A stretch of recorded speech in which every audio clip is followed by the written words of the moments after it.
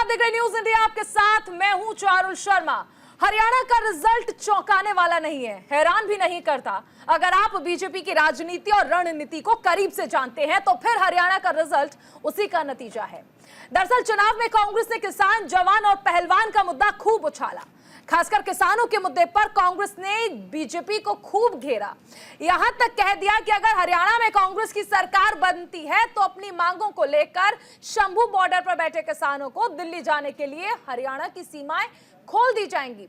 खासकर जाट बिरादरी को बीजेपी से छिटकाने के लिए खूब रणनीति बनाई गई थी। एक तरह से दिखाने की कोशिश की गई थी कि हरियाणा के किसान बीजेपी से नाराज हैं और इस बार किसान बीजेपी को सबक सिखा देंगे। लेकिन अब जिस तरह से हरियाणा में बीजेपी के लिए परिणाम चौंकाने वाले आए हैं वो बेहद अलग थे। जिस तरह से बीजेपी के खिलाफ एक कैंपेन किया गया कि अगर किसान नाराज थे तो कैसे मान गए और बीजेपी ने क्या रणनीति अपनाई, लेकिन बीजेपी के इस जीत को कांग्रेस पचा नहीं पाई। कांग्रेस का आला कमान ये कह रहा है कि हरियाणा जिस तरह से जीत हुई है वो लोकतंत्र का चीरहरण है। इसी पर देखिए हमारी ये रिपोर्ट।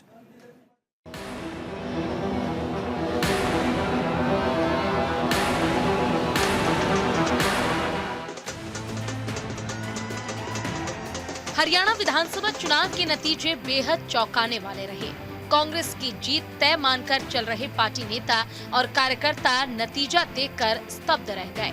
कुछ कार्यकर्ता इस बात को नहीं पचा पाए कि चुनाव प्रचार और एग्जिट पोल में कांग्रेस की आंधी दिखी, लेकिन नतीजे बिल्कुल उलट आए। उनके लिए इस तथ्य को पचा पाना भी मुश्किल हो रहा है कि कांग्रेस हरियाणा में लगातार तीसरी बार हार गई है। मंगलवार सुबह जैसे ही मतगणना शुरू हुई, रुझानों में कांग्रेस हरियाणा में भारी बढ़त बनाती दिखाई दी। कांग्रेसी कार्यकर्ताओं ने जश्न मनाना शुरू कर दिया, लेकिन ये जश्न ज्यादा देर नहीं टिक सका। अचानक रुझान तेजी से बदले और बीजेपी रुझानों में बहुमत में आ गई। देश की राजधानी के लुटियंस इलाके में 24 अकबर रोड स्थित कांग्रेस के मुख्यालय पर मंगलवार की सुबह कार्यकर्ताओं ने पटाखे छोड़े, जलेबियां बांटते हुए जश्न मनाया, लेकिन दोपहर होते होते वहां सन्नाटा पसर गया।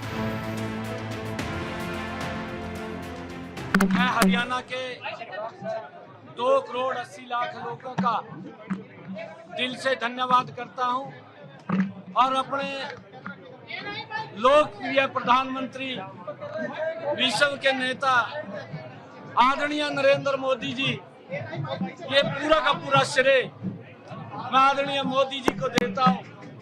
उनके आशीर्वाद से, उनकी गाइडलाइन के अंदर उनकी जो नीतियां हैं, उन नीतियों के ऊपर हरियाणा के लोगों ने मोहर लगाई है।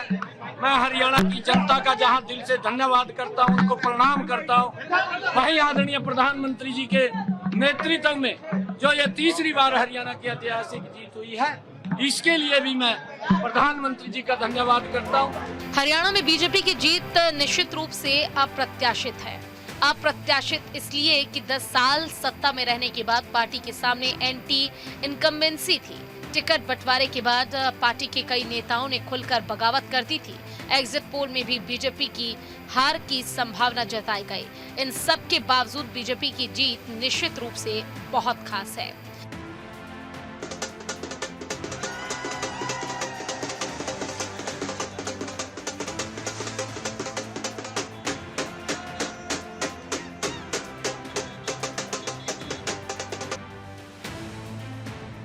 जाट बनाम गैर जाट करने में सफल रही बीजेपी। गैर जाटों को बीजेपी ने मैसेज दिया कि आताताई परेशान करेंगे। हुड्डा सरकार आई तो राज्य में जीजा का बोलबाला होगा। दलितों में मैसेज दिया कि मिर्चपुर जैसे कांड होंगे। कांग्रेस की हार का कारण कुमारी सैलजा को दरकिनार करना। हरियाणा में बीजेपी ने संघ को कमान दी, जीत हासिल किया। लोकसभा चुनाव के बाद बीजेपी के लिए हरियाणा का चुनाव लिटमस टेस्ट था। इस टेस्ट में बीजेपी को जोरदार कामयाबी मिली है। अब आगे महाराष्ट्र और झारखंड में चुनाव होने वाले हैं। जहां हरियाणा चुनाव का साफ मैसेज जाएगा कि किसान और जवान बीजेपी के साथ है। हरियाणा में तीसरी बार सरकार बीजेपी की बन रही है। हरियाणा चुनावों ने साफ कर दिया है कि किसान, जवान और पहलवान का मुद्दा जमीन पर नहीं है। ये बीजेपी के लिए बड़ी राहत भी है। Bureau report, news India.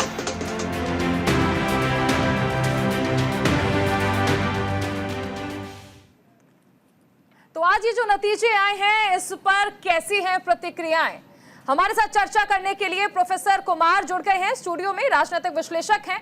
Bilal Khan जी भी हमारे साथ स्टूडियो में मौजूद हैं, राजनीतिक विश्लेषक के तौर पर हमारे साथ जुड़ने वाले हैं। और साथ ही हरनाम सिंह जो कि कांग्रेस के प्रवक्ता हैं, हमारे साथ जुड़ गए हैं। मैं सबसे पहले प्रोफेसर कुमार आपके पास आना चाहूंगी और आज के जो नतीजे आए हैं जम्मू कश्मीर विधानसभा चुनाव और हरियाणा के चुनाव, इस पर आपकी पहली प्रतिक्रिया। देखिए, जो जम्मू कश्मीर का जो रिजल्ट आया वो एक्सपेक्टेड रिजल्ट था, लेकिन उसमें एक्सपेक्टेशन नहीं था कि पीडीपी को इतनी कम सीटें आएंगी और नेशनल का कॉन्फ्रेंस जो है खास करके श्रीनगर वैली में सारा का सारा सीट जो है क्लीन स्वीप कर जाएगा। तो वहाँ के लिए कोई वो एक नया रिजल्ट नहीं है। जम्मू कश्मीर का जो रिजल्ट है वो एक्सपेक्टेड है, क्योंकि वहाँ पे कोई एक्सपेक्टेशन ऐसा नहीं था कि जो है बीजेपी सरकार बनाएगी। दूसरा भी ध्यान रखिए कि अभी 90 सीट का आपका रिजल्ट आया, 5 सीट अभी नॉमिनेट भी होने हैं। तो 5 सीट जब नॉमिनेट हो जाएंगे तो वहाँ की संख्या हो जाएगी 95। ये बात सही है कि चूंकि अभी नेशनल कॉन्फ्रेंस और कांग्रेस के पास अगर 48 सीट है तो सरकार तो उनका आराम से अभी कंफर्टेबल बन जाएगा, लेकिन 5 साल बनाना भी मुश्किल है। दूसरा, जम्मू कश्मीर अभी केंद्र शासित प्रदेश है। ये भी ध्यान रखिए कि बहुत सारा पावर अभी स्टेट गवर्नमेंट के पास नहीं होगा और उस पर भी केंद्र सरकार की नज़र रहेगी जम्मू कश्मीर के ऊपर भी। बात आ गई हरियाणा के लिए, तो हरियाणा में बाकी बहुत लोगों के लिए सरप्राइजिंग लग रहा है ये रिजल्ट कि हरियाणा में ऐसा रिजल्ट कैसे आ गया, लेकिन मेरे लिए कोई सरप्राइजिंग रिजल्ट ऐसा नहीं है। हमको लग रहा था कि वहाँ पे 36 जमात और 35 जमात का इलेक्शन का नारा हमेशा से हरियाणा में चलते रहा है और वही वहाँ पे हुआ भी है, क्योंकि वहाँ पे जो भूपेंद्र सिंह हुड्डा को जो परोक्ष रूप से सीएम का कैंडिडेट डिक्लेयर कर दिया गया और हमको लगता है कि कांग्रेस यहीं पे कहीं ना कहीं चूक हो गई। कांग्रेस को चाहिए था कि अभी इन सब चीज़ों पे अभी थोड़ा सा संयम बरते, और क्योंकि आप देखें कि बीच में अब कुमारी शैलजा आज की लीडर नहीं है, शैलजा बहुत पुरानी लीडर है और शैलजा का जो एपिसोड हुआ हरियाणा के दौरान तक तो स्थिति ऐसी कुछ स्पष्ट थी नहीं। हर कोई ये कह रहा था कि जो भी आला कमान का फैसला होगा वही हमारा फैसला होगा। एक बार सबके रिएक्शंस ले लूं। बिलाल जी क्या कहेंगे, ये जो रिएक्शंस, ये जो नतीजे आए हैं आज?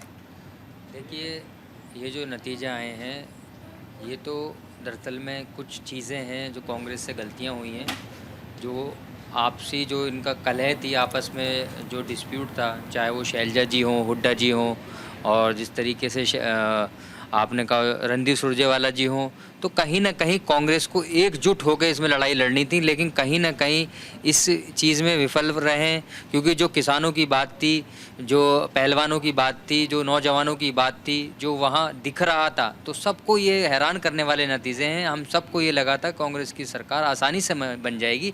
जितने भी एग्जिट पोल थे, जितने भी चैनल्स के, वो भी पूरे भारत ने देखे, लेकिन अनएक्सपेक्टेड देखिए किस तरीके से रिजल्ट आए और कांटे की टक्कर भी रही है। ऐसा नहीं है क्लीन स्वीप करने का काम किया है बीजेपी ने, लेकिन बीजेपी को मुबारकबाद भी देते हैं कि इतने 10 साल के बावजूद भी सरकार बनाने में सफल हुए।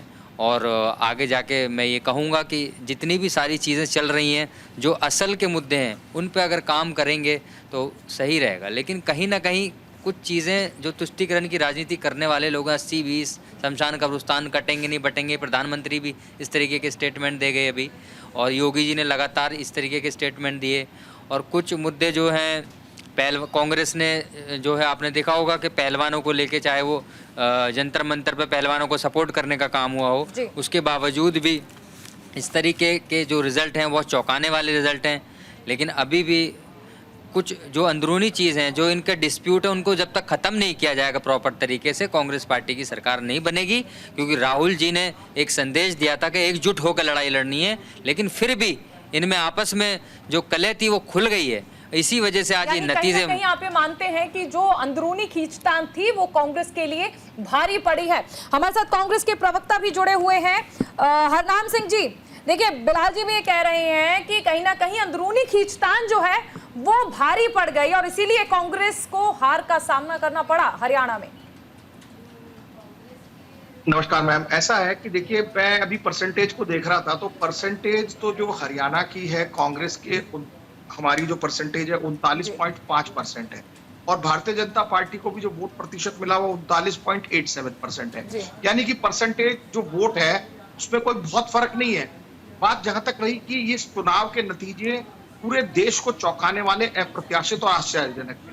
देश की जितनी सर्वे एजेंसीज थी, जितने प्री पोल थे, जितने एग्जिट पोल थे, उन सब ने एक तरफा कांग्रेस को 50, 55, 60, 70, 75 सीटों तक देने का अनुमान तक लगाया था। अच्छा। आज जितनी ग्राउंड जीरो पर आपका चैनल भी वहां पर काम कर रहा था, उसका भी आकलन, सब चैनल्स का आकलन था कि वहां पर कंफर्टेबली कांग्रेस की सरकार बन रही है। 10 साल की एंटी इनकम्बेंसी है। वहां की तमाम जनता, चाहे वो मेजर जनता, जो चाहे जवान हो, किसान हो, नौजवान हो, चाहे महिला हो, चाहे खिलाड़ी हो, चाहे दलित हो, चाहे पिछड़ा हो, वो सब लोग एक तरीके से 10 साल से उस कुशासन से परेशान थे। अब हम ये सोचकर हैरान है कि ये इतनी अप्रत्याशित हार किस तरीके से हो गई जब वोट परसेंटेज भी इतना है। तो इसके कारण है कि कहीं ना कहीं चुनाव किस तरीके से रिग्स करने का काम किया गया है। हमारे पास आदमपुर से ऐसी रिपोर्ट है, हमारे पास पानीपत जिले से ऐसी रिपोर्ट है, कई ऐसे जिले हैं, सोनीपत जिले हैं, जहां पर ईवीएम मशीन में बहुत सारी गड़बड़ी पाई गई, जिसकी बैटरी चार्ज है, उसके बाद उसका बटन दबा रहे हैं तो केवल भारतीय जनता पार्टी के ही वोट आए जा रहे हैं। ऐसे बहुत सारे मामला हम इकट्ठा कर मैं हरनाम जी एक चीज समझना चाहूंगी कि जिस तरह आप कह रहे हैं कि एग्जिट पोल में तो ये दिखाया जा रहा था कि सरकार जो है वो कांग्रेस की बनती नजर आ रही है, लेकिन जिस दौरान लोकसभा चुनाव था उस दौरान एग्जिट पोल्स जो थे वो बीजेपी की बहुमत का इशारा कर रहे थे, लेकिन ऐसा नहीं हो पाया। तो तब आपको हैरानी नहीं हुई, लेकिन इस बार हैरानी है। और यहां तक कि आप ये देखिए कि जयराम रमेश कह रहे हैं कि नतीजों को हम स्वीकार नहीं करते हैं, ये तंत्र की जीत है, लोकतंत्र की हार है, गलती पर विश्लेषण होगा, कमेटी बनाई जाएगी। तो क्या चुनाव आयोग से शिकायतों की बात जो कांग्रेस कर रही है, हरियाणा में तो आप शिकायत कर ही रहे हैं, तो यही ईवीएम जब जम्मू में जाती है और वहां पर गठबंधन में आप सरकार बना रहे हैं, तो क्या शिकायत जिस दौरान आप करेंगे तो ये कहेंगे कि हरियाणा के साथ साथ आप जम्मू कश्मीर का चुनाव भी रद्द कर दीजिए? वहां पर भी आशंकाएं हैं क्या? देखिए, पहली बात तो हमने चुनाव रद्द करने की बात नहीं, तो कहीं अगर नहीं शिकायत के तौर पर अगर हम देखें कि यहाँ पर अगर आपको लग रहा है तो क्या वहां के भी नतीजों पर संदेह है कांग्रेस को? अब देखिए, जहां अगर कंप्लेंट्स आई है वहीं की बात रखी जाएगी। जम्मू कश्मीर से ना भारतीय जनता पार्टी ने कंप्लेंट किया, ना एनसी ने कंप्लेंट किया, ना कांग्रेस कंप्लेंट करती है। लेकिन हरियाणा के अंदर किस तरीके से अप्रत्याशित और आश्चर्यजनक नतीजे आ रहे हैं, जो कि कोई भी नहीं मान रहा है। देश में किसी भी प्रकार से इस जनतंत्र में लोग नहीं मान रहे कि हरियाणा में इस तरीके के रिजल्ट आने चाहिए। तो और हमारे खुद के कार्यकर्ता, हमारे खुद के कैंडिडेट एक नहीं दो नहीं, कई सारी सीटों पर, कई सारे जिलों में एक साथ प्रॉब्लम आ रही है। हमने पहले भी इलेक्शन कमीशन को शिकायत की। अगर हम सारी शिकायतों को कंसोलिडेट कर अगर इस जनतंत्र में उन शिकायतों को इलेक्शन कमीशन में देना चाहते हैं, उसमें कोई बुराई क्या है? सबको अगर कोई गलती इलेक्शन कमीशन से हुई है तो उसमें कौन सी प्रॉब्लम है? 1987 में एक एक्स-पीएम के तत्कालीन थे, के चुनाव में भी इस तरीके का किया गया था, और 5 साल बाद वो चुनाव के जब रिजल्ट आया उसका, झांसी तो वो जीते हुए पाए गए थे। ऐसा बहुत बार हुआ है। तो अगर कोई खामियां पाई गई, गलतियां हैं, कहीं में कुछ खराबियां हैं, इस तरीके के हमारे शिकायत के हमारे कैंडिडेट्स को दोबारा आ रही, हम कंसोलिडेट करेंगे, इलेक्शन कमीशन से टाइम मांगेंगे, जबकि वो हमें टाइम देगा। बिल्कुल, देखिए इतिहास के पन्ने आपने जब पलट ही दिए हैं, तो एक मुख्यमंत्री ऐसी भी थी कि चुनाव में जब गड़बड़ी हुई तो जाना भी पड़ा था, जज के सामने पेश भी होना पड़ा था। खैर डॉक्टर कुमार, देखिए अगर हम कांग्रेस की बात कर ले तो यहाँ पर अगर हरियाणा की बात कर ले तो उन्हें नतीजे जो हैं उसमें वो ये कह रहे हैं कि ये तंत्र की जीत है, लोकतंत्र की हार है। लेकिन जब यही ईवीएम जम्मू कश्मीर में सरकार बनाने में मददगार है तो वहां पर उन्हें लगता है कि वहां पर कोई दिक्कत नहीं है, वहां पर शिकायतें नहीं आ रही है। तो यही ईवीएम जहां एक तरफ वफादार है तो दूसरी तरफ बेवफा कैसे हो रही है? नहीं, देखिए ईवीएम पे दोष देना बिल्कुल ही सरासर गलत है, क्योंकि ऐसे भी इलेक्शन कमीशन का डायरेक्शन था कि हरियाणा में जो भी काउंटिंग होगा वो कैंडिडेट के प्रेजेंस में होगा। सारे कैंडिडेट वहाँ पे प्रेजेंट थे, और ये सब बिल्कुल बेकार है। और सुप्रीम कोर्ट में कई एक बार साबित हो चुका, हाई कोर्ट में कई एक बार हो चुका, ईवीएम की जांच हो चुकी। ये सब बेतुकी बातें हैं। और रही एग्जिट पोल की बात, एग्जिट पोल कभी भी सही नहीं हुआ है। पिछला इलेक्शन देख लीजिए, छत्तीसगढ़ में बोला कि ये रिजल्ट आएगा, कांग्रेस सरकार बनी बीजेपी की। बिहार में ऐसे ही हुआ था। आप अभी बता ही रही थी कि नरेंद्र मोदी सरकार को सब लोग 280 सीट से ऊपर दे रहे थे बीजेपी को, और हम आपके चैनल में बैठ करके बोले थे कि 230 के आसपास आएगा। तो ऐसा कुछ नहीं कि एग्जिट पोल में भी बहुत सारा लूप होल्स है, एग्जिट पोल में कोई एक्यूरेसी नहीं है। लेकिन सवाल यहाँ पे यह है कि कांग्रेस में के संगठनात्मक स्तर पे जो संगठन है, लोअर लेवल पे बहुत सारा प्रॉब्लम है। वहां पे इनका जो नीचे का कार्यकर्ता है वो धीरे धीरे खत्म होते जा रहा है। इनके पास कार्यकर्ता नहीं है, जो भी नेता है सिर्फ टॉप लीडर के हैं, और टॉप लीडरशिप में भी आपस में खास करके हरियाणा में सुरजेवाला बोलते हैं कि हम भी चीफ मिनिस्टर बन सकते हैं, शैलजा बोलती है हम भी बन सकते हैं, ये बनते। और इसमें जो बीजेपी जो शैलजा को खुलेआम निमंत्रण दे दिया कि आप आइए हमारे पार्टी में, उसका एक बहुत बड़ा फर्क पड़ा। फर्क इसलिए पड़ा कि हरियाणा में आप देखेंगे कि सबसे ज्यादा लगभग जाट है 25%, 25% के बाद लगभग 20% जो है अनुसूचित जाति का वहां पर वोटर है। तो ये मैसेज कहीं ना कहीं ऐसा बीजेपी फ्लैश करवा दिया जिसका असर इलेक्शन पड़ा। दूसरा चीज, खट्टर वहां पे लगभग 9 साल कुछ महीने तक चीफ मिनिस्टर है, खट्टर पे एक भी करप्शन का आरोप नहीं है, जबकि हरियाणा करप्शन के लिए जाना जाता है। तब ये सब चीजें भी देखिए, सबसे बड़ा फैक्टर काम किया वहां पे कि जाट वर्सेज अदर का जो इलेक्शन है हरियाणा में हमेशा से होते रहा है। इसीलिए आप देखेंगे कि भजन लाल हमेशा गैर जाटों का वहां पे नेता रहे, और सबसे longest serving chief minister Haryana के 11 साल तक भजन लाल चीफ मिनिस्टर रहे थे, सिर्फ इसी बलबूते पे रहते हो। तो हरियाणा में जब भी आप चीफ मिनिस्टर कैंडिडेट अगर इस आप डिक्लेयर करेंगे तो फर्क पड़ेगा वोटिंग पे, क्योंकि किसी भी स्टेट में जो डोमिनेंट कास्ट होता है उसके अगेंस्ट बाकी लोग खड़े हो जाते हैं। तो यहाँ पे कांग्रेस से कहीं ना कहीं चूक हो गई कि शैलजा को एक साथ हुड्डा के साथ किसी भी मंच पे लाने में लोग उतना सक्सेसफुल नहीं हो सके। शैलजा तो अभी भी अंत तक बोलती रही है। तो इसलिए ये कांग्रेस को आत्मनिरीक्षण करना और कहीं मिस हुआ, उन्होंने अपनी जो है वो जताई है। बिलाल, ये मैं आपसे समझना चाहूंगी कि जिस दौरान जयराम रमेश कहते हैं कि गलती पर विश्लेषण होगा, कमेटी बनाई जाएगी, लेकिन अभी विश्लेषण का वक्त नहीं है, पहले चुनाव आयोग से शिकायत करनी जरूरी है।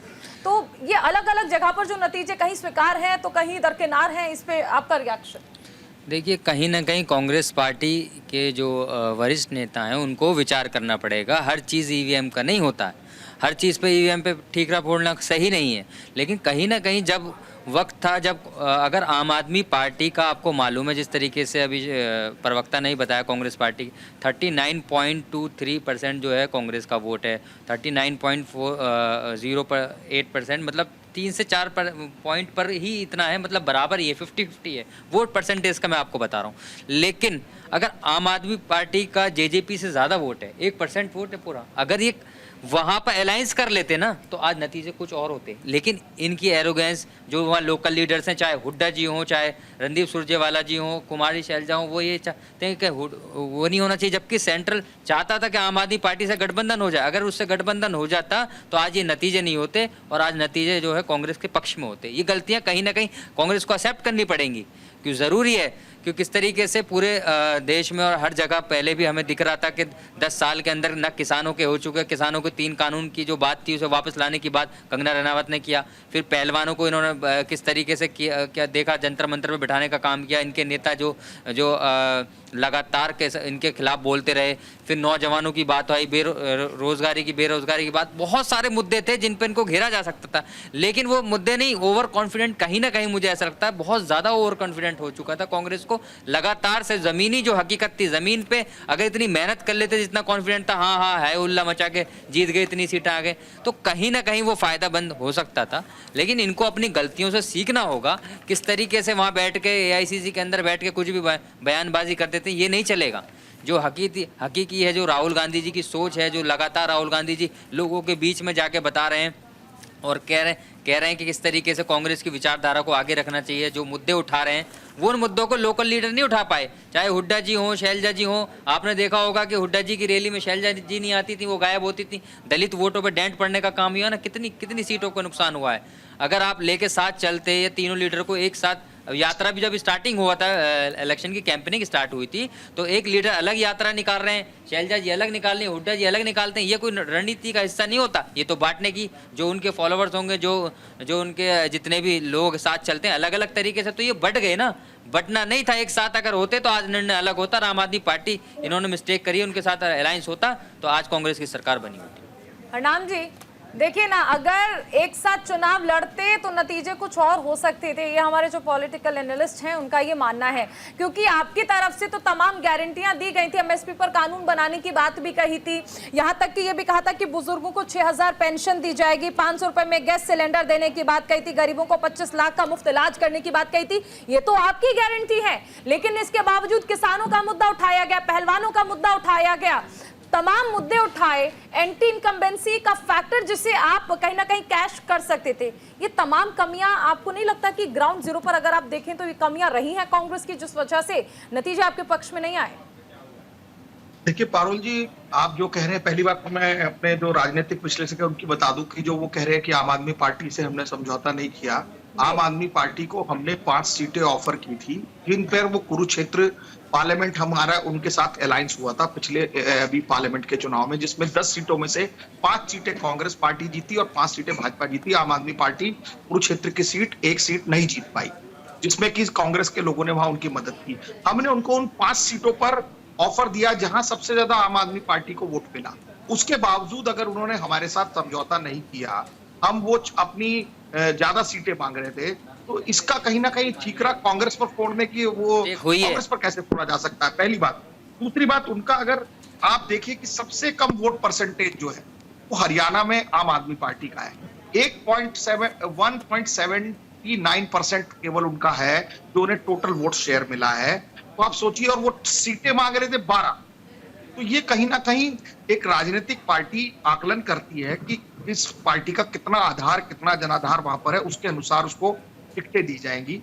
टिकटों की बात की जहां तक की बात है, दूसरी बात आपने जहां तक का ग्राउंड जीरो पर, स्वाभाविक है कि हम इसमें हार का जब आकलन करेंगे तो एक आकलन तो है ही है, इस तरीके से इसको इलेक्शन कमीशन की कई जगह जहां पर अव्यवस्था रही है उसकी हम शिकायत करेंगे। साइमल्टेनियसली जो हमारी खमियां रही हैं, जितने शानदार हम मैनिफेस्टो 7 गारंटी हमारी थी, चाहे वो सामाजिक न्याय की गारंटी हो, चाहे वो जातिगत जनगणना की गारंटी हो, चाहे युवाओं को 2 लाख रोजगार देने की गारंटी हो, चाहे वो गरीबों को प्लॉट देने की गारंटी हो, तो हम कहीं ना कहीं जनता तक पहुंचाया, लेकिन उतनी कारगरता से नहीं पहुंचा पाए जितनी कारगरता से उन्होंने भारतीय जनता पार्टी ने हिंदू मुस्लिम करने का काम किया, जाति बांटने का काम किया। आपको ये लगता है कि जनता ने सिर्फ हिंदू मुसलमान के आधार पर वोट दे दिया, जनता को विकास नजर नहीं आया, जनता को काम नजर नहीं आया?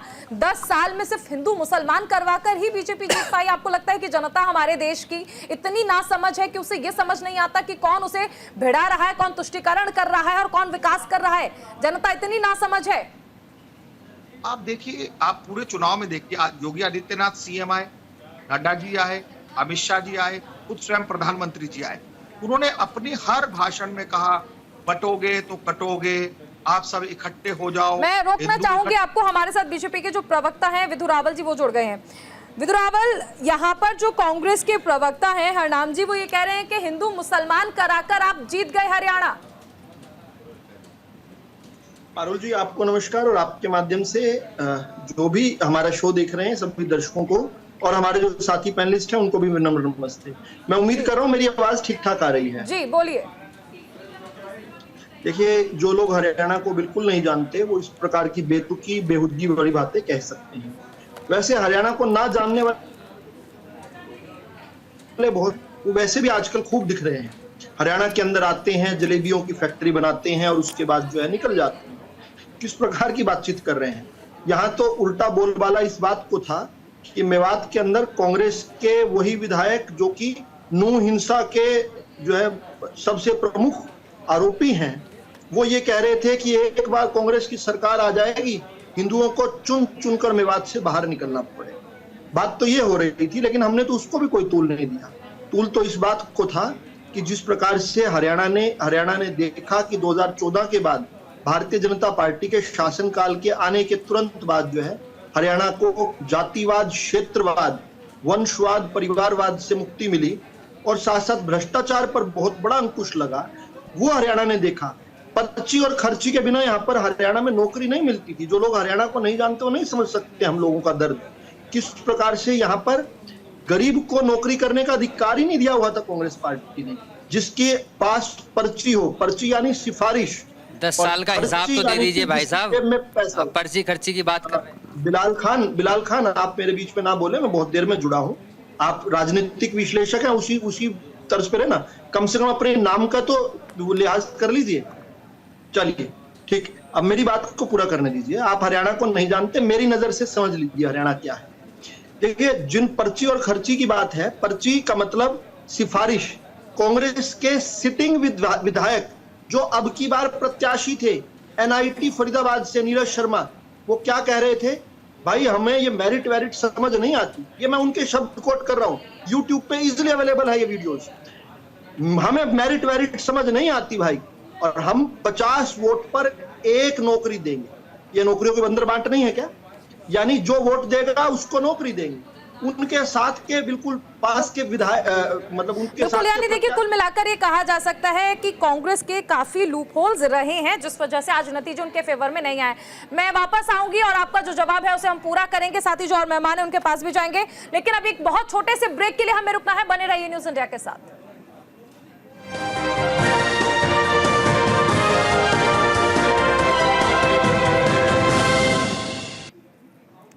तो ब्रेक के बाद स्वागत है आपका। आप देख रहे हैं इंडिया का सवाल। हरियाणा में 52 साल बाद इतिहास से एक बार फिर से दोहराया है, यानी कुछ अलग हुआ है। जम्मू कश्मीर के नतीजे भी वाकई चौंकाने वाले रहे हैं, क्योंकि वहां पर आम आदमी पार्टी ने खाता खोल लिया है। चलिए चर्चा को आगे बढ़ाते हैं। हमारे साथ एक और खास मेहमान जुड़ गए हैं, अमनदीप केसरी जी, जो कि प्रवक्ता हैं INLD के। अमनदीप जी, ये इस बार ऐसा क्यों कहा जा रहा है कि जनता ने तो मुंह मोड़ लिया है चौटाला परिवार से? जी पारुल जी, सबसे पहले नमस्कार आपके माध्यम से आपको सभी दर्शकों को नमस्कार। उम्मीद है कि आपने इलेक्शन रिजल्ट्स देख लिए होंगे जी। और इंडियन नेशनल लोकदल एकमात्र ऐसी पार्टी है जिसका वोट परसेंट अगर आप लोकसभा से कंपेयर करेंगे 2024 से, या 2019 के विधानसभा से कंपेयर करेंगे, तो 4 गुना ज्यादा बढ़ रहा है और सीटें भी डबल हुई हैं। हाँ, ये जरूर है कि जो हमारी उम्मीदें थी जनता के साथ और जिस प्रकार से हमने चुनाव लड़ा, उसके अनुरूप फैसला नहीं आया।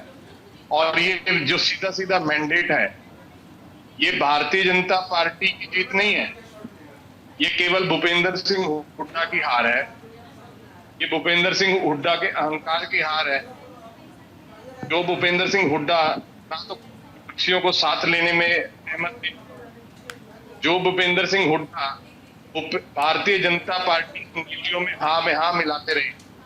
जब भारतीय जनता पार्टी ने भाई से भाई को लड़ाया, जब भारतीय जनता पार्टी ने कहा 35 बनाम 1 का नारा, तो भूपेंद्र सिंह हुड्डा ने उसका विरोध करने की बजाय कि हाँ मिलाई।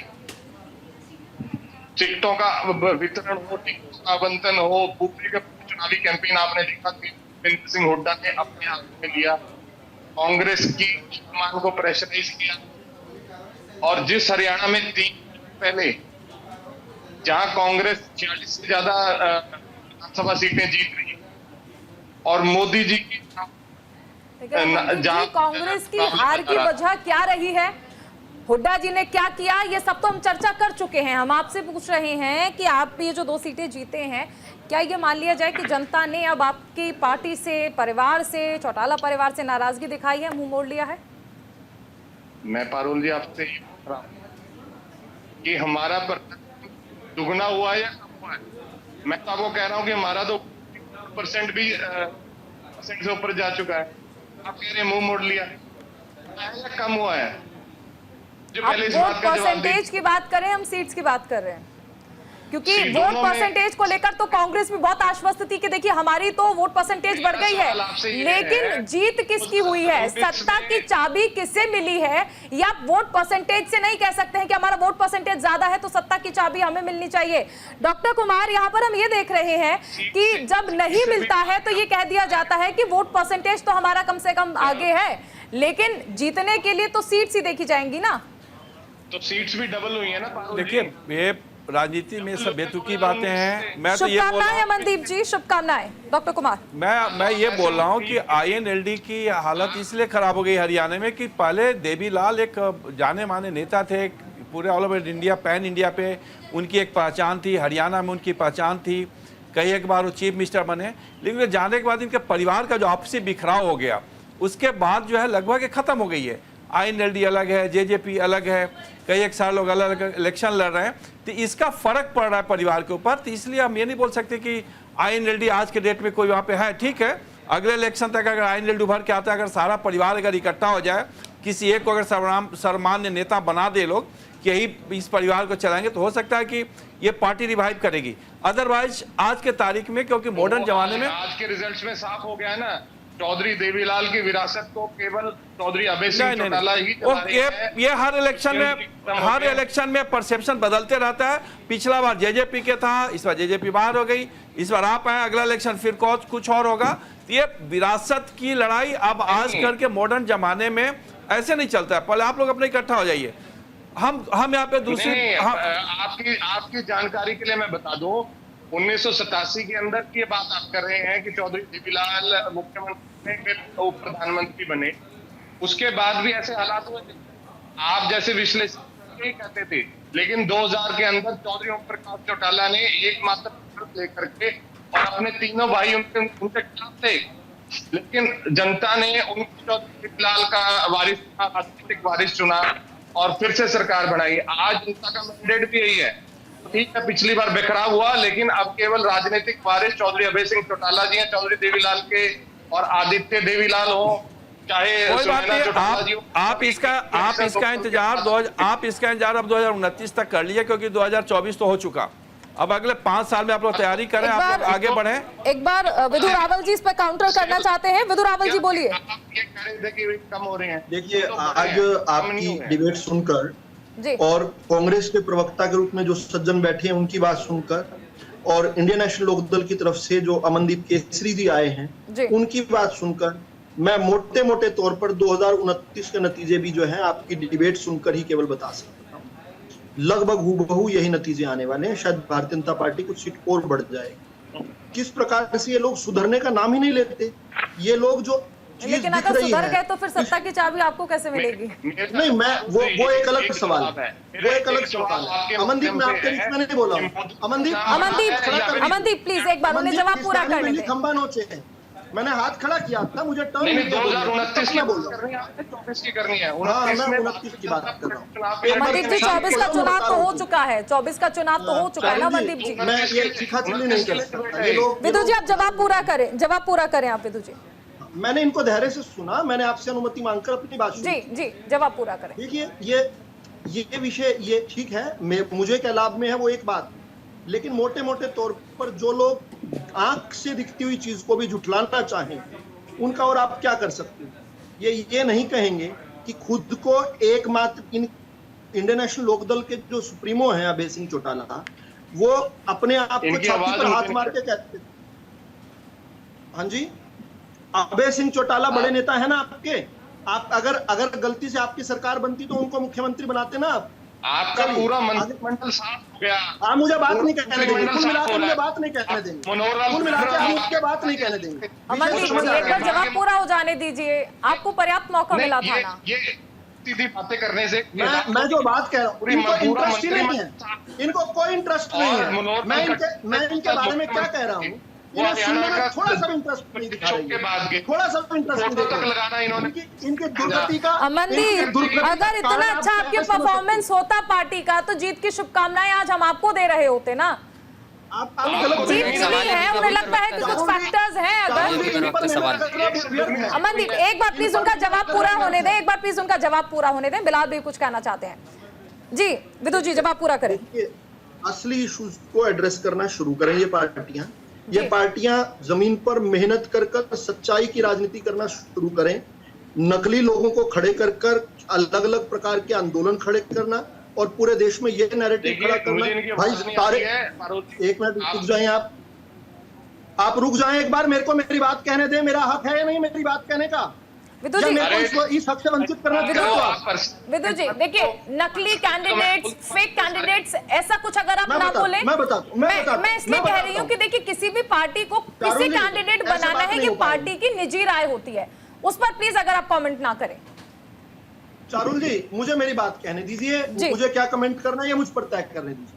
प्लीज मुझे मेरी बात कहने दीजिए। मेरा एक मत है, आप असहमत हो सकते जी। हैं, आप मेरे मत से असहमत रहिए, लेकिन मुझे मेरी बात तो कहने दीजिए। नहीं, लेकिन देखिए, प्लीज आपका मत ऐसा होना चाहिए ना कि वो और किसी को हर्ट ना करे।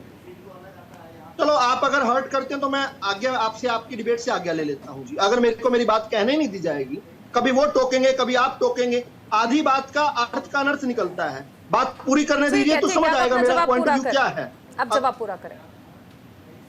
देखिए, जो लोगों को करोड़ों किसानों के प्रतिनिधि बनाकर बड़ी बड़ी मीटिंग्स में दिल्ली में, चंडीगढ़ में, मोहाली में, पंचकुला में बिठाया जाता था, वो गुरनाम सिंह चढ़ूनी जो हैं, पेवा से मात्र 1100 वोट लेकर आए हैं।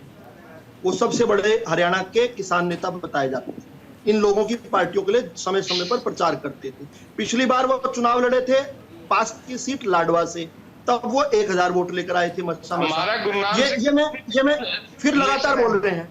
और इनके अमनदीप, एक बार पूरा इन्हें जवाब पूरा हो जाने देखिए, एक बार प्लीज जवाब पूरा हो जाने दें। उन्हें शिकायत है कि उनका जवाब पूरा नहीं क्या है, इतना उतावलापन क्या है कि मुझे बोलने से आप रोक रहे हैं? मेरे बाद आप ही बोलिएगा, मुझे बोलने दीजिए, मेरे बाद आप बोलिएगा।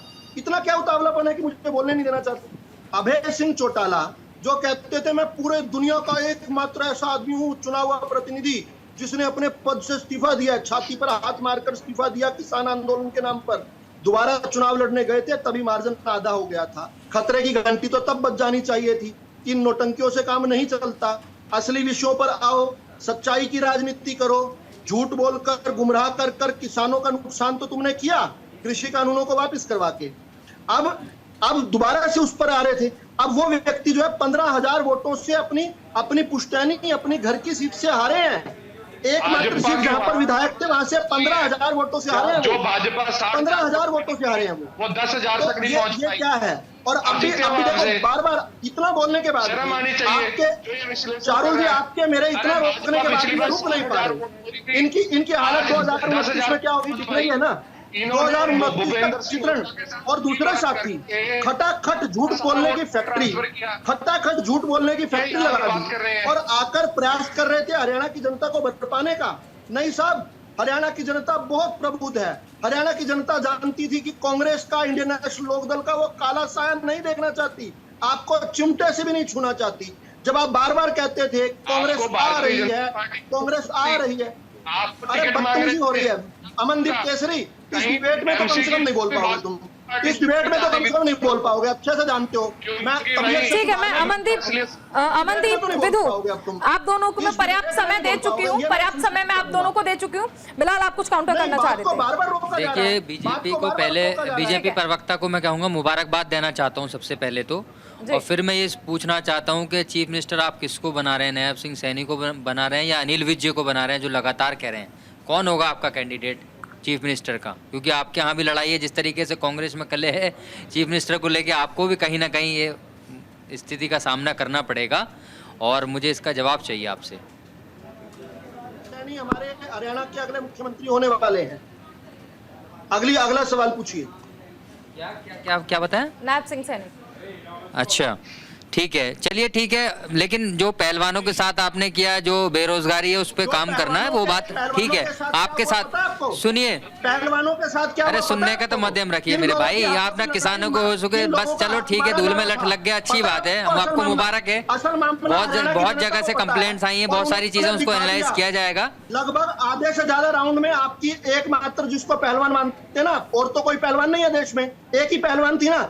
आधे से ज्यादा तो आपकी तो उसी से लड़ाई थी। वो एक पहलवान जो देश के लिए मेडल भी लेकर आई थी सर, उसको देश के प्रधानमंत्री ने अपनी बेटी भी कहा था, अपने घर से कहा था कि तो मेरे घर से अपनी बेटी है। जब उसके साथ खड़े होने की बात आई, ना देश के प्रधानमंत्री खड़े हुए, ना आप जैसे लोग खड़े हुए। नैरेटिव कब तक डालते रहेंगे? नैरेटिव नहीं, सच्चाई बता रहे हैं। आपको नैरेटिव लग रहा है क्या? यहाँ पर मैं एक चीज जरूर कहना चाहूंगी, विधु रावल जी, देखिए कितने राउंड्स में कौन पीछे रहा, तो ऐसे तो अनिल विज भी कई बार पीछे रहे थे। ठीक है, ये छोड़िए, नतीजा क्या रहा वो आप जानते हैं। नतीजा क्या रहा? विनेश फोगाट जीत चुकी हैं, जीत को स्वीकार करिए। अनिल विज भी जीते हैं, उस जीत को हम स्वीकार कर रहे हैं। हरनाम कुछ कहना चाहते हैं? स्वीकार करवाइए। नहीं, ये तो आपको स्वीकार करना ही पड़ेगा ना, जीत तो गई है ना वो। ये एक नैरेटिव था कि जो भी सरकार के खिलाफ बोलेगा उसको हीरो बनाना है। जो भी भाजपा के मोदी के खिलाफ अरे बोलेगा, ठीक है, जो उसको ही भाजपा बोलेगा। के खिलाफ और बोलेगा, जो मोदी जी के खिलाफ वो बोलेगा, जमीन पे उसे फ्लैट हुआ है। उसे हराना है तो अपनी जगह, लेकिन जनता ने जिताया है ना विनेश फोगाट को। वहां तो नेताओं ने वोट नहीं दिया ना, जनता ने ही वोट दिया है ना विनेश फोगाट को। एक मिनट रुक जाइए। बिल्कुल ठीक है, आपने कहा जनता ने जिताया है। देखो, ये लोकतंत्र में फर्स्ट पास द पोस्ट का सिस्टम होता है। अच्छा, दूसरे नंबर पर जो हमारे गरीब समाज में पैदा हुए कैप्टन योगेश है ना, इस सीट पर हमारी पिछली बार, उससे पिछली 20 चुनाव निकाल कर देख लो, कुल जितनी वोट आई थी ना, इतनी बार अकेले हमारा उम्मीदवार लेकर गया। क्यों लेकर गया है? क्योंकि दिल्ली के अंदर बैठ के स्टूडियोज में नहीं पता असल मामला क्या है। आप लोग हमें सुनना नहीं चाहते हैं। आप जो ये लोग नैरेटिव चलाते हैं, आप उस नैरेटिव को केवल पैडल करवा पाते हैं, और इसलिए आज आवश्यक है इस बात को एड्रेस करना। लड़ाई क्या थी? असल लड़ाई तक पहुंचना बड़ा आवश्यक है। देखिए, विनेश फोगाट ने हिंदुस्तान का नाम रोशन किया। शायद हिंदुस्तान की महिला इससे अच्छी रेसलर नहीं हुई है, लेकिन उनकी लड़ाई क्या थी? दीपेंद्र हुड्डा 18 अप्रैल को डिस्क्वालीफाई होते हैं। दीपेंद्र हुड्डा भारतीय कुश्ती संघ के प्रधान पद के उम्मीदवार के रूप में 20 तारीख को एक एफआईआर की जाती है। 21 शाम को दिल्ली के अंदर, 21 तारीख को सुबह, 20 को शाम को एफआईआर के लिए कंप्लेन कर रहे हैं। 21 तारीख को सुबह जंतर मंतर पर गद्दे बिठ जाते हैं, आंदोलन शुरू हो जाता है। और आंदोलन में क्या कहते हैं? हमारे साथ कुछ नहीं हुआ, हमारे सामने भी कुछ नहीं हुआ, हमने सुना है कि कुछ हुआ। जबरदस्ती एक लड़की को ढूंढ के लाया जाता है, पोस्को एक्ट लगवाया जाता है, बाद में वो लड़की हॉस्टाइल हो जाती है। अब ध्यान कीजिए, वो पोस्को एक्ट नहीं लगा हुआ अब जो आरोपी है उसके खिलाफ। लेकिन मैं फिर भी कह रहा हूं, कोर्ट के ऊपर है मामला, कोर्ट डिसाइड करेगा। लेकिन आप तो पहले जजमेंट कर चुके हैं। विदु जी, मैं यहाँ पर बहुत स्पष्ट कर रही हूँ कि देखिए, सुनिए, नहीं विदु जी, मैं यहाँ खेल की बात नहीं कर रही हूँ। खेल जगत की जब बात होगी तो आप इन मुद्दों को डिस्कस कर सकते हैं। यहाँ पर मैं आपसे सिर्फ ये कह रही हूँ कि विनेश फोगाट को जनता ने समर्थन दिया है। यहाँ पर ये जो फेक नैरेटिव की बात आप कर रहे हैं, ये नेता कर सकते हैं, जनता फेक नैरेटिव नहीं करती है। जनता उसे वोट देती है जिसे वो अपना कैंडिडेट समझती है, जिसे वो अपना नेता समझती है। विनेश फोगाट को नेता समझा है, चुना है और जीत दी है। बारे में जानिए, एक बार उस सीट के बारे में जानिए। कोई भी कांग्रेस का खड़ा होता वहां जीतता, और शायद अच्छे मार्जिन से जीतता। वो भाजपा की सबसे कमजोर सीट। मैंने जो कांग्रेस के नेता को बोला, मैं वही आपसे कहूंगी। जो मैंने अमनदीप जी से कहा, वो भी मैं आपसे कहूंगी कि आप वोट परसेंटेज की बात कर रहे हैं और जनता जीत देखती है। जीत चाहे एक सीट से हो, एक वोट से हो, उसे भी जीत माना जाता है, और 1 लाख वोट से हो, उसे भी। ठीक है, आप अवॉइड कर दीजिए, लेकिन सच है, आप अवॉइड, आपका नैरेटिव नहीं चला। विदु जी, आपका नैरेटिव नहीं चला। विदु जी, आपका नैरेटिव नहीं चला। आपका नैरेटिव नहीं चला। आपने कोशिश करी ना, आपने कांग्रेस के सामने, आपने विनेश फोगाट के सामने बीजेपी कैंडिडेट उतारा, आपका नैरेटिव नहीं चला। आपको जीत स्वीकार कर लेनी चाहिए। मान लीजिए ना कि हाँ ठीक है, विनेश फोगाट जीत गई हैं। हमारे कैप्टन, ठीक है, मैं हरनाम जी के पास आना चाहूंगी। हरनाम जी कुछ कहना चाह रहे हैं? नहीं, मैं हरनाम जी बोलिए। अरे भाई साहब, पानी पी लीजिए, इतना परेशान मत होइए। एक सांस में बोले ही जा रहे हैं पूरी डिबेट पे। पहली बात तो जुलाना सीट जो है वो कभी भी कांग्रेस बहुत सालों से जीती नहीं थी।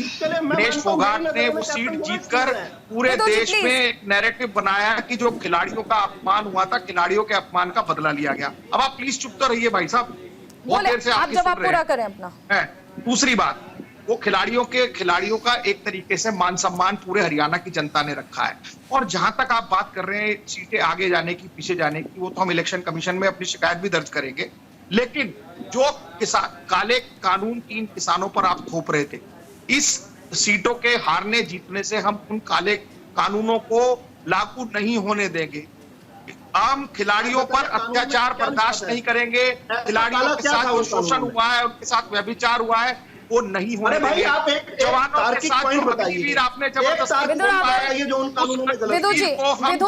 देश में हमेशा विरोध करते रहेंगे, और जब भी कांग्रेस की सरकार आएगी इसको फाड़ कर फेंक देंगे। तो हमारे कांग्रेस के जो संघर्ष है वो कहीं ना कहीं इससे नहीं आते। बात और दूसरी आईएनडी की बात करते हैं, ये जितनी भारतीय जनता पार्टी की बीजेपी की बी टीम थी, आईएलडी थी, आम आदमी पार्टी थी, केजेपी थी, आपकी बीएसपी थी, आपकी एएसपी थी, इन तमाम पार्टियों ने हरियाणा की जनता का, हरियाणा के लोगों का नुकसान किया है। ये हरियाणा की जनता को समझना पड़ेगा, क्योंकि भारतीय जनता पार्टी के 10 साल के कुशासन से अगर उनको मुक्ति मिल सकती थी, उनको कांग्रेस का सुशासन मिल सकता था, उनको बुजुर्गों को 6,000 पेंशन मिल सकती थी, 2 लाख युवाओं को रोजगार मिल सकता था, ओपीएस लागू हो सकता था, 100 गज के वंचितों को प्लाट मिल सकते थे, महिलाओं को 2,000 रुपए मिल सकते थे।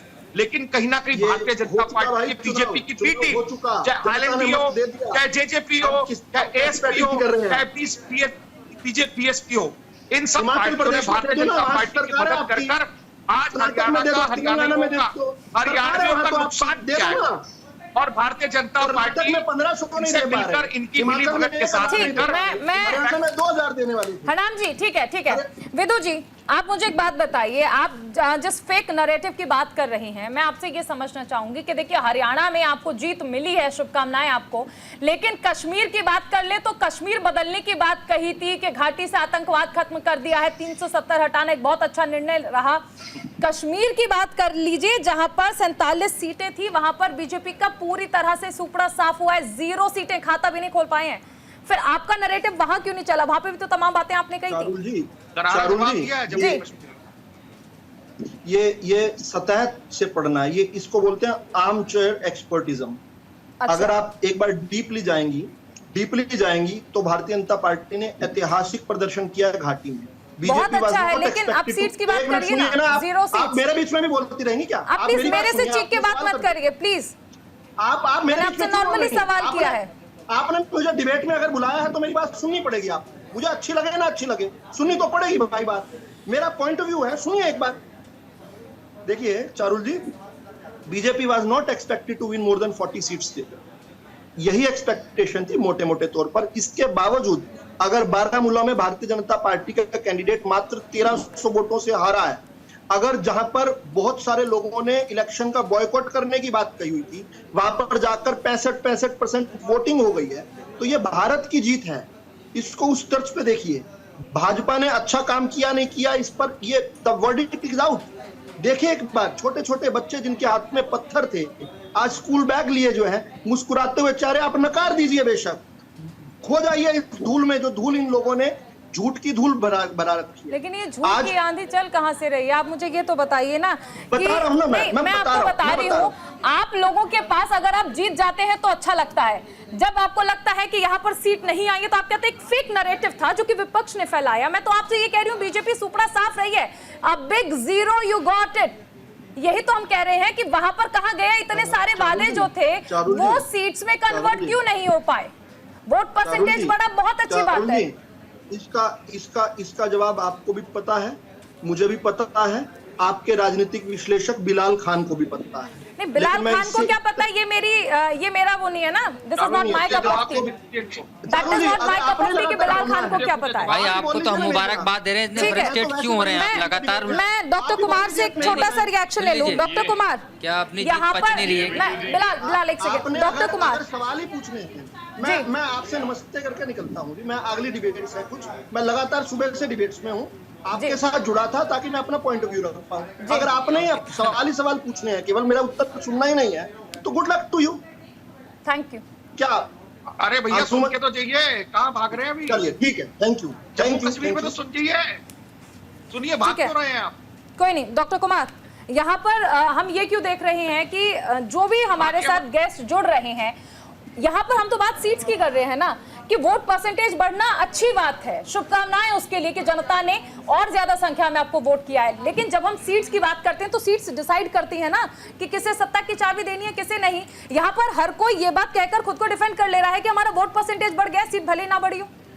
नहीं, देखिए ये सब कहने की बातें हैं, इससे कोई मायने नहीं है। अगर आप जीत गए तो जीत गए, हार गए तो हार गए। इसके इन दो शब्दों के बीच में तीसरा कोई चीज नहीं होता कि मेरा वोट परसेंटेज बढ़ गया, वोट परसेंटेज बढ़ गया, ये सब राजनीति भी चलती है। लेकिन अभी आप जम्मू कश्मीर की बात करी थी, बहुत अच्छी बात आप उठाई थी, क्योंकि जम्मू कश्मीर पे भी डिबेट होना चाहिए। वहाँ कई एक सालों से जो है आप देख रहे हैं कि प्रेसिडेंट रूल वहाँ पे लगा हुआ था, अब जा करके चुनाव हुआ और अभी भी जो है केंद्र शासित प्रदेश है जम्मू और कश्मीर। तो एक चीज़ वाकई में वहाँ के लिए अच्छा हुआ है कि काफ़ी संख्या में वोटर लोग जो है बाहर निकला। सरकार किसी की बनी, आप उसको आप छोड़ दीजिए, और निर्भीक होकर के लोग निकला, कोई धमकी नहीं मिली किसी को। तो हमको लगता है कि जम्मू कश्मीर के जमहूरियत के लिए ये एक बहुत बड़ा अचीवमेंट है। लेकिन अगला जब इलेक्शन होगा तब आप देखेंगी, अगर नेशनल कॉन्फ्रेंस तो गया, कांग्रेस के साथ इनकी सरकार बन गई, लेकिन आप रिवर्स में अगर आप ये सोचिए कि अगर पीडीपी बीजेपी का अगर अलायंस हुआ होता तब क्या रिजल्ट आता। क्योंकि अगली बार इन दोनों पार्टियों में या तो पीडीपी जाएगा बीजेपी के साथ अगला जब इलेक्शन होगा, या तो फिर नेशनल कॉन्फ्रेंस भी जा सकता है बीजेपी के साथ, क्योंकि उसके बगैर आगे चल के सरकार बनने वाली नहीं है। क्योंकि पीडीपी का परसेंटेज ऑफ वोट मिला दे और अगर बीजेपी का परसेंटेज ऑफ वोट मिला दे अगर श्रीनगर वैली में, चूंकि Srinagar valley Muslim dominated area है, इसमें कोई छुपी बात नहीं है, और ये कम्युनिटी जनरली बीजेपी को वोट नहीं करता है। लेकिन इसके बावजूद काफी सारा मुस्लिम कैंडिडेट आया, बीजेपी की तरफ से लड़ा, काफी सारा वोट भी बीजेपी को मिला, लेकिन सीट में कन्वर्ट नहीं हो सका। सीट में कन्वर्ट नहीं हो पाया, यही मेरा सवाल था। न जाने बीजेपी वाले क्यों बुरा मान गए। ठीक है हरनाम जी, आपका एक छोटा सा रिएक्शन, वक्त की कमी है, क्लोजिंग कमेंट। देखिए, मैं वो मेरे भाजपा के साथी चले गए और बहुत बौखलाए हुए थे, बहुत हड़बड़ाए हुए थे और किसी को भी नहीं सुन रहे थे इस पूरे पैनल में। मैं अभी जब कभी डिबेट देखेंगे तो देख लेंगे कि जम्मू कश्मीर की जमहूरियत ने तो एक तरीके से ये उनको करारा जवाब, माकूल जवाब दिया है।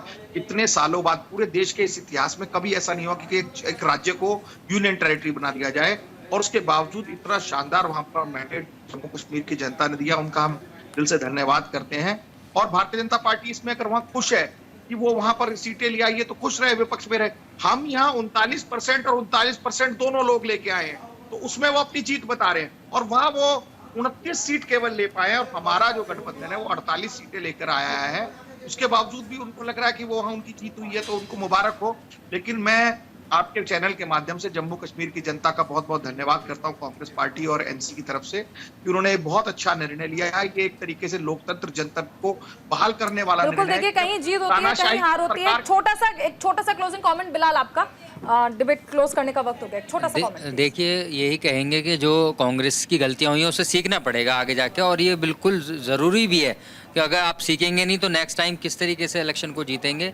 कहीं ना कहीं कोई गलतियां रही हैं, लेकिन बीजेपी की जो चाल है, जो बीजेपी ने झूठ बोल कर, गलतियों से सीखना जरूरी है ताकि आप अगली बार बेहतर परफॉर्म कर पाएं। बहुत शुक्रिया तमाम खास मेहमानों का हमारे साथ जुड़ने के लिए, और इसी के साथ इंडिया का सवाल में फिलहाल इतना ही। देश और दुनिया से जुड़ी तमाम ताजा खबरों को जानने के लिए आप बने रहिए न्यूज़ इंडिया के साथ। नमस्कार।